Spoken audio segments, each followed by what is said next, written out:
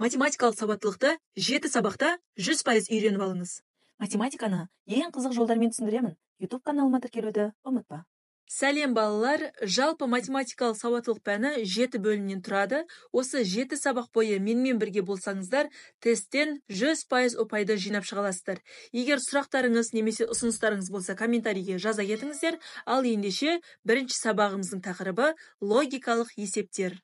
Бірінші есеп сандар тізбегіне байланысты болады. Заңдылықты анықтап, келесі санды табыңыз. Мінекей бізде мынандай сандар тізбегі берілген. Бұл есепті шығармас бұрын видеоны стопқа қойып, алдымен өзің шығарып көр. Сосын менің жауабымен салыстырасың. Бұл әдіс сенің ойлау қабілетіңді дамытады. Бізде мынандай сандар тізбегі берілген, келесі санды табуымыз керек. Сандар тізбегі көріп отырғандарыңдай өсіп жатыр. Демек, біз бұл есепті қосу әдісімен немесе көбейту әдісімен есептейтін боламыз. Көбейту әдісі кішкене қиындау болғандықтан қосу әдісін пайдаланайын. 7 мен 8, яғни арасында бір саны қосылып жатыр. 7-ге 1-ді қоссақ 8 болады. 8-ге 10-ды қоссақ 18 болады. 18-ге 1-ді қоссақ 19 болады. 19-ға 10-ды қосамыз 29 болады. 29-ға 1-ді қосамыз 30 болады. 30-ға 10-ды қосамыз 40 болады. Мына жерде заңдылықты қараңыз. Плюс 1, плюс 10, плюс 1, плюс 10, плюс 1, плюс 10. Міне осы заңдылықпен кетіп жатыр. Демек, келесі санды табу үшін біз плюс 1-ді қосуымыз керек. 40-қа 1-ді қоссақ 41 болады. Екінші есеп 9, 24, 49, 84, 129. Осындай сан тізбегінің келесі санын анықтаңыз дейді. Видеоны стопқа қойып, алдымен өзің шығарып көр, сосын салыстырасың. Бұл есепті шығару үшін алдымен мына сандардың тізбегін қайтадан жазып алайық. Сандар өсу ретімен орналасып тұр, демек қосу әдісін пайдаланамыз. 9-ға 15-ті қоссақ 24 болады. 24-ге 25-ті қоссақ 49 болады. 49-ға 35-ті қоссақ 84 болады. 84-ге 45-ті қоссақ 129 болады екен. Енді заңдылықты қарайық. Плюс 15, плюс 25, плюс 35, плюс 45. Демек, келесі санды табу үшін біз 129-ға 55-ті қосуымыз керек. Сол кезде бізде 184 деген сан шығады екен. Үшінші есеп 5, 10, 8, 16, 14. Тізбектің келесі мүшесін табыңыз дейді. Видеоны стопқа қойып тексеріп алыңыздар. Алдымен мына сандарды қайтадан жазып шығайын жерге.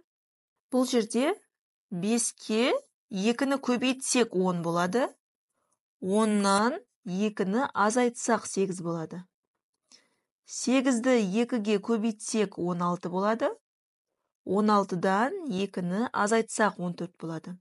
Енді заңдылықты қараңыздар. Көбейту 2, азайту 2, көбейту 2, азайту 2.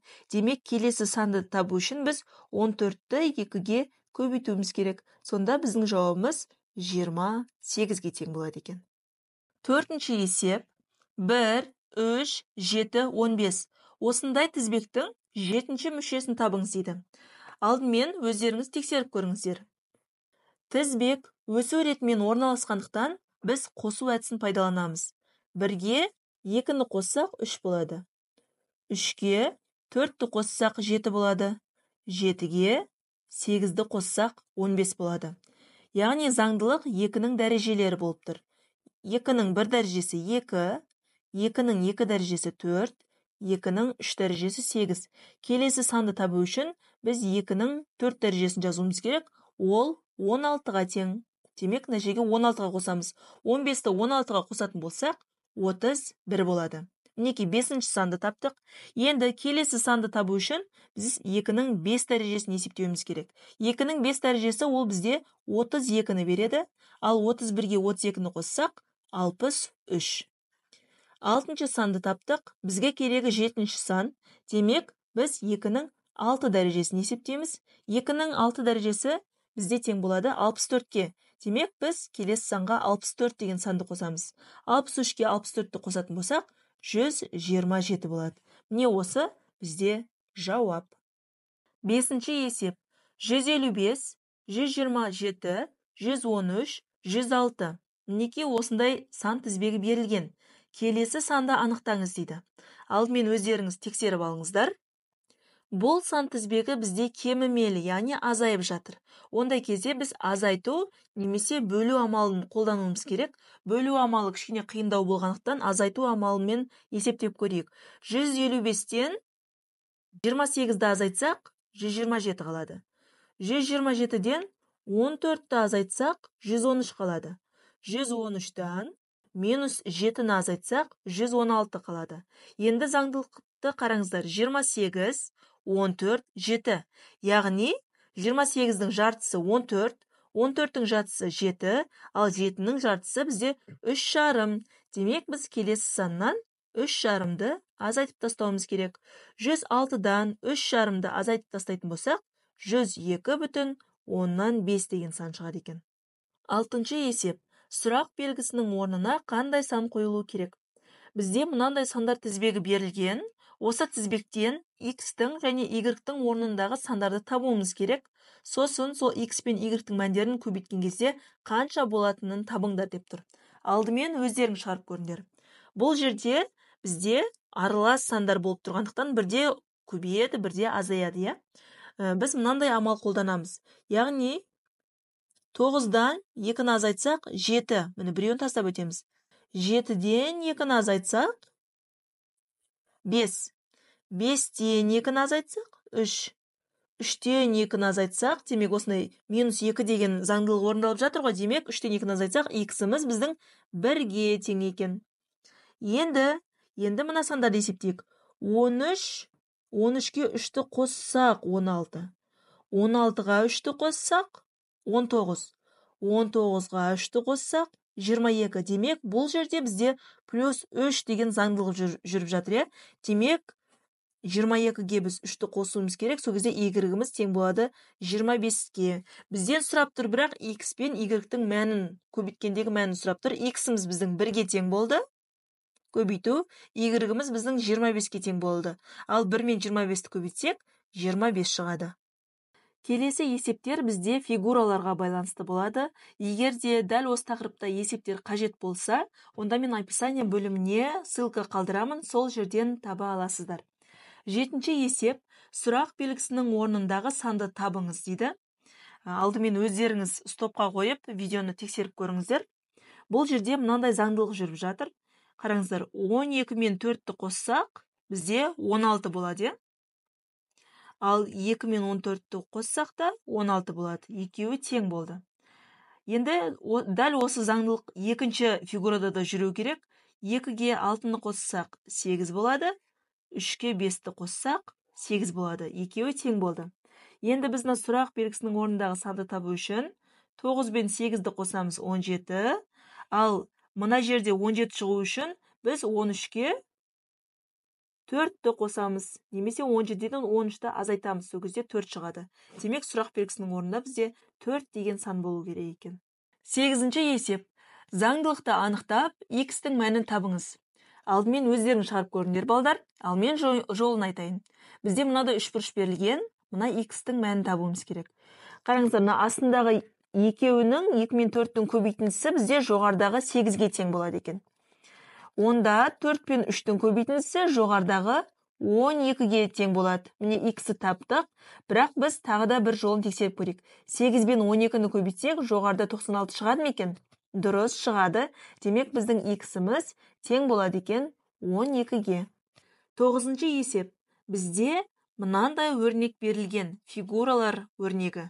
Осы жердегі сұрақ белгісінің орнында қандай сан шығу керек? Өздерің балалар есептеп көріңдер. Ал мен заңдылығын айтайын. Бұл жерде, мысалға, бірінші өрнекті қараңыздар. Бұл жерде 5 көбейтілген. 5 қандай фигураның ішінде тұр? 4 бұрыштың ішінде тұр. Демек, 4-ке көбейтеміз. Қосылған 3 көбейту 3 5 бұрыштың ішінде тұрғандықтан 5-ке көбейтеміз. 5-ке 4-ті көбейтеміз 20, 3-ке 5-ті көбейтеміз 15, екеуін қоссақ 35. Не шығып тұр? Енді дәл осы заңдылық екінші фигурада орындалады ма екен, тексерейік.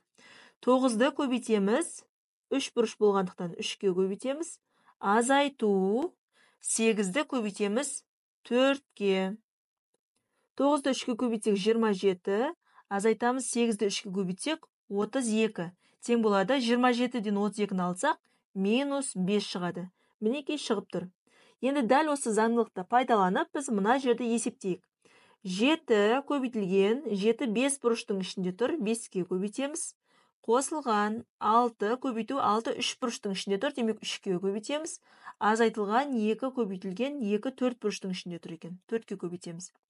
Есептейік, 7-ні 5-ке көбейтсек 35, қосамыз 6-ны 3-ке көбейтсек 18, 2-ні 4-ке көбейтсек 8 болады. Демек, 35 қосылған 18, одан азайтамыз 8-ді, тең болады 45. Сұрақ белгісінің орнында 45 деген сан шығу керек екен. 10-шы есеп кестеге берілген. Кестедегі сұрақ белгісі орнында тұрған санды табуымыз керек. Ол үшін заңдылықты табайық. Мінекей мынандай жолмен табайық. Алдымен 3, 12. Қалай істесек болады? 3-ке 4-ті көбейтсек 12, я? 3-ке көбейтеміз 4-ті, сол кезде 12 шығады екен. Ал 12-ден 4-ті азайтсақ 8 шығады, я? Демек, біз мына жерде көбейтілген 4 және азайтылған 4 деген заңдылықты қосып отырмыз. Енді осы заңдылықты мына екінші бағанға жасап көрейік. 7-ні көбейтеміз 4-ке, тең 28, міне шығып тұр. Одан азайтамыз 4-ті, 24 шығып тұр. Енді дәл осы тәсілді үшінші бағанға жасаймыз. 5-ті көбейтеміз 4-ке, тең 20 шығады. Мінеке шықты. Енді 20-дан 4-ті азайтамыз, тең болады 16. Демек, сұрақ белгісінің орнында 16 деген сан болу керек екен. 11-ші есеп. Балалар, алдымен өздерің шығарып көріңдер. Егер мынадай тырнақшаның ішінде 17 тең 7-ге болса, тырнақшаның ішінде 21-іміз тең 2-ге тең болса, 30-ымыз тең 0-ге дейді, 45-іміз тең 20-ға, 53-іміз тең 15-ке болса, онда осындай тырнақшаның ішіндегі 913 деген санымыз неге тең деп сұрап жатыр. Ол үшін мінекей мынандай заңдылық жүріп жатыр, балдар. Мына тырнақшаның ішінде, қараңыздар, 1 мен 7-ні көбейтсек, онда мынау мәні шығады, 7. Енді мына тырнақшаның іші 2 мен 1-ді көбейтсек, 2 шығады. Мінекей шықты. 30 3 пен 0-ді көбейтсек, 0 шығады. Мінекей шықты. 45 4 пен 5-ді көбейтсек, 20 шығады. Мінекей шықты. Тырнақшаның ішіндегі 53, 5 пен 3-ді көбейтсек, 15 шығады екен. Міне. Енді бізден сұрап отырған мәнді жазайық. 913 болса, көбейтеміз. 9-ды 1-ге көбейтсек 9, 9-ды 3-ге көбейтсек 27. Демек, есептің мәні 27 екен. Келесі есепте мәтін түрінде кездесетін логикалық есептерді қарастырайық. Айдар көйлектерін келесі реттілікпен киеді. 3 күн қара, 1 күн жасыл, 2 күн ақ, 3 күн сары. Дәл осындай реттілікпен n-ші күні қандай түсті көйлек киеді дейді. Мұндағы n деп тұрғанымыз 50, яғни 50-ші күні қандай көйлек киеді. Ең алдымен реттілігін жазып алайық. 3 күн қара киеді екен, міне 1 күн, 2 күн, 3 күн қара көйлегін киді. Одан кейін 1 күн жасыл көйлегін киеді екен. Сосын 2 күн қара ақ көйлек киеді екен. Ақты мен былай белгілей салайын, міне ақ көйлек. Сосын 3 күн сары киеді екен, міне 1, 2, 3 күн. Жалпы Айдардың осынша көйлегі бар ғой деймін. Санайықшы 1, 2, 3, 4, 5, 6, 7, 8, 9. Жалпы 9 көйлек, е? Жалпы 9 көйлек 9 күн қатарынан ауыстырып киеді екен. Енді бізден сұрап жатыр, 50-ші күні қандай көйлек киеді деп. Ол үшін былай жасайық. Осы 50-ді бөлеміз 9 күнге. Баған түрінде бөлсек те болады. 5-тен берсек 45 болады. Азайтамыз 5 қалдық, яғни 5 күн деген сөз бұл. 5 күнді біз былай санаймыз, қараңдар. Бірінші күні қара киеді, екінші күні қара киеді, үшінші күні қара киеді екен, төртінші күні жасыл киеді екен, ал бесінші күні бізде ақ киеді екен. Демек, Айдар 50-ші күні бізде ақ киім киеді екен. Міне жауап осы болады. Ал енді бізде сұрақ былай болса ше, n тең 81-ге тең болса, яғни 81-ші күні қандай көйлек киеді деп сұраса. Ол үшін осы 81-ді жаңағы 9 күнге бөлеміз. Баған түрінде бөлсек 9-ды 81 тең 0. Яғни қалдық қалмайды, 0 қалдық қалады. Демек, ол дегеніміз, біз санамаймыз уже. 1, 2, 3, 4, 5 деп санамаймыз. 0 қалдық дегеніміз, ол мынау ең соңғы күні қандай көйлек киді? Міне сол жауап болады. Демек, ең соңғы күні 81-ші күні, яғни ол сары көйлек киеді екен. Не жауап осы болады. 13-ші есеп. Кеше сейсенбі еді. Олай болса, 73 күннен кейін аптаның қай күні болады? Балалар, видеоны стопқа қойып, алдымен өздерің есептеп көріңдер, сосын менің жауабыммен салыстырыңдар. Кеше сейсенбі еді. Демек, бүгін қандай күн? Кеше сейсенбі болса, бүгін сәрсенбі деген күн, иә? Бүгін сәрсенбі күні. Тағы 73 күннен кейін аптаның қай күні болады дейді. Сәрсенбі, 73 күнді демек біз жалпы аптада неше күн бар? 7 күн бар. Осы 7-ге бөлеміз. 10-нан берсек 70 болады. 3 қалдық қалады. 3 қалдық дегеніміз ол 3 күн. Егер бүгін сейсенбі болса, оған тағы 3 күнді қоссақ қайсы күн келеді? Сейсенбі, сәрсенбі, бейсенбі, жұма. Демек, 3-ші күн бізде сенбі. Міне 73-ші күн жауабы сенбі күні екен. 14-ші есеп. Шерлок Холмс бір тыңшыны аңдыды. Тыңшы бір есікке келді. Күзетші оған 20 деді, тыңшы 4 деді. Есік ашылды. Келесіде күзетші оған 30 деді, тыңшы 6 деді. Есік ашылды. Үшінші рет күзетші оған 10 деді, тыңшы 2 деді. Есік тағы да ашылды. Құпия сөздің сырын байқаған Шерлок Холмс есікке келді. Күзетші оған 40 деді. Есік ашылу үшін Шерлок Холмс не деп жауап беру керек? Балалар, өздерің кішкене ойланып көріңдер, ал мен жауабын айтамын. Тыңшы есікке келген кезде күзетші оған бірінші 20 дейді, иә? Сол кезде тыңшы 4 дейді. Демек, құпия сөз дұрыс, есік ашылады. Екінші рет барған кезде күзетші 30 дейді, ал тыңшы 6 дейді. Құпия сөз дұрыс, демек есік тағы да ашылады. Үшінші рет барған кезде күзетші 10 дейді, ал тыңшы оған 2 дейді. Есік тағы да ашылады. Осының сырын байқаған Шерлок Холмс барған кезде күзетші оған 40 дейді, иә? Сол кезде Шерлок Холмс қалай жауап беру керек? Мына жерде заңдылықты табуымыз керек. 24, 36, 12. Бұл жерде 5-ге бөлініп жатыр екен. Қараңдар, 20-ны бөлеміз 5-ге 4 болады. 30-ды бөлеміз 5-ге 6 болады. 10-ды бөлеміз 5-ге 2 болады. 40-ды 5-ге бөлсек, демек, біздің жауабымыз 8 екен. 15-ші есеп. Суға батқан кемеден 6 қап алтын монеталар табылған. Бірінші қапта 180, екінші қапта 90, үшіншіде 60, төртіншіде 45 алтын монеталар болды. Барлық қапты санағанда монеталар санында заңдылықтың бар екені байқалды. 5-ші және 6-шы қаптарда қанша монета барын табыңыз дейді. Бұл жерде мінекей мынандай заңдылық болып жатыр, балалар, қараңдар. 180-ді 2-ге бөлсек 90 болады. 180-ді 3-ге бөлсек 60 болады.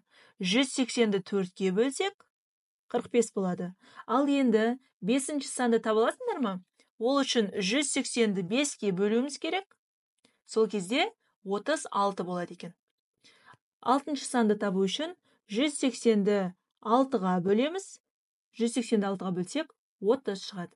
Біздің жауабымыз 36 және 30 екен. Балалар, осымен бірінші сабағымыз аяқталды. Енді сендерге керемет сыйлығым бар. Дәл осы тақырыптарға тесттерді жиі кездесіп жүрген 30 есепті шығарылу жолымен ұсына аламын. Бірақ бұл 30 есепті менің каналыма тіркелген оқырмандарым ғана көре алады. Сондықтан каналға тіркеліп, бір рет обновить етсеңіздер, алдарыңыздан шыға келеді. Енді келесі видео арқылы екінші сабаққа өтіңіздер.